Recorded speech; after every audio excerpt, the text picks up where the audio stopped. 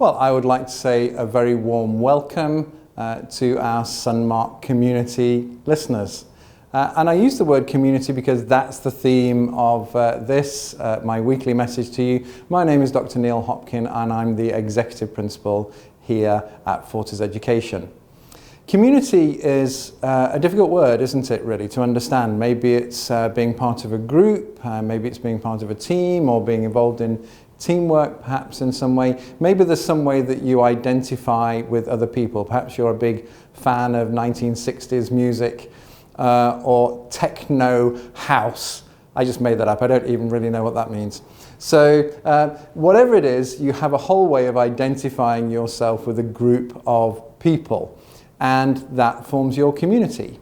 But community isn't always a good thing, of course, because community can be about a collective of people that decide to include or exclude other people.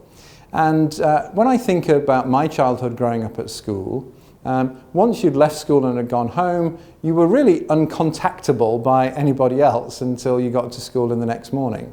Whereas our children are growing up in an era when actually they're available 24/7 through their devices. And that changes the whole sense of community. And of course, it changes the whole social dynamics that people can use social community for. And so I think in schools and for young children as they're maturing, the sense of community and the way that social networking can influence that changes enormously. I was just talking to year 12 and 13 students earlier this week about the sense of community and in particular regard social networks, talking about Mark Zuckerberg's statement that Facebook, which recently had suffered plummeting share stock value, really couldn't compete with TikTok. And that wiped $30 billion off his own personal fortune, just that one statement on the back of Facebook's performance, Meta's performance. And it's interesting to see the times that we live in where social networks are seen as a very important way of people connecting with one another and forming a community, not just with the people that they spend time in class with or in a school with or even in their local neighborhood, but people from around the world with shared opinions. Community has very definitely become global. The issue for us as a human race, of course, is the fact that if we always see ourselves competitively of including or excluding people or trying to be better than other people, rather than altruistically working as a true global community, then we can soon find that we're not able to resolve problems. And I think probably climate change is a good example of that.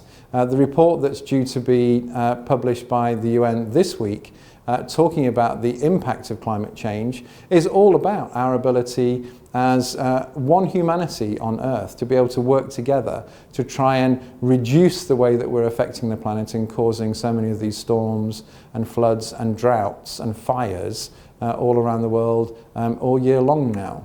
So there are good examples that our young children growing up can see of how we as a community, a global community, are failing and not managing to pull together for the good of all. And so our conversations this week and your homework for conversation with your children can be all around that sense of what does it mean to be in a community and how can we work to support our fellow men and women, our fellow boys and girls, to support one another, to make sure that the future is bright and rosy, and one that all of the community and all communities can enjoy.